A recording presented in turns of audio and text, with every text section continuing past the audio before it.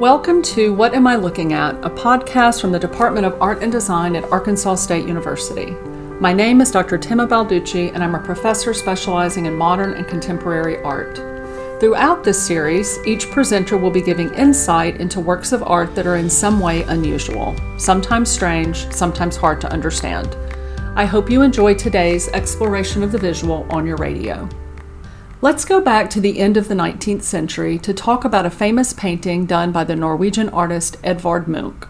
Many of you probably know the one I'm talking about. It's called The Scream, and it shows this skeletal, hairless figure with hands to his face in an open-mouthed scream. The painting is disturbing, and like me, you might have wondered exactly why this person is screaming. Several versions of the painting exist, so it obviously had some personal significance for the artist. Many have tied the painting to Munch's bleak personal life. Both his mother and his sister died when he was very young. But in his diary, in January 1892, Munch describes the event that actually inspired him. This is what he says, quote, "I was walking along the road with two friends. The sun went down. I felt a gust of melancholy. Suddenly, the sky turned a bloody red.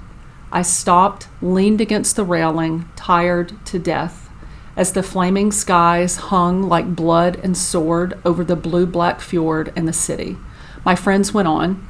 I stood there trembling with anxiety, and I felt a vast, infinite scream through nature." End quote. So this is very evocative and intense language, where blood is mentioned twice, along with death, flames, and a sword. Now, the painting is not an exact rendering of what Munch describes. The figure is not leaning against the railing, for example, but it does a really good job of capturing the strong emotion.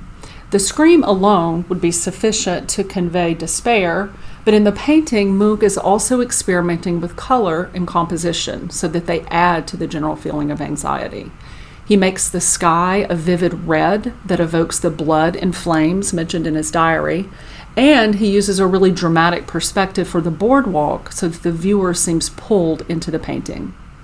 The desolation felt by the figure is echoed in the setting. This is a scream that reverberates through nature so that humans and the environment seem fused together. The hairless screaming figure seems like something out of a nightmare.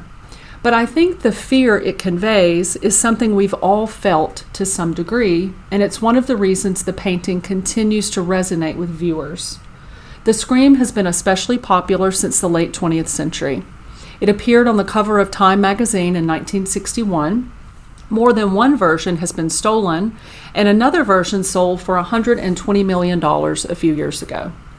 For those of us who don't want to buy or steal an original work of art, there are life-size replicas of the screaming figure available online.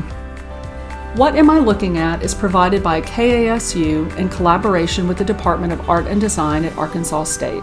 Stay tuned next week for another look at art over your airwaves.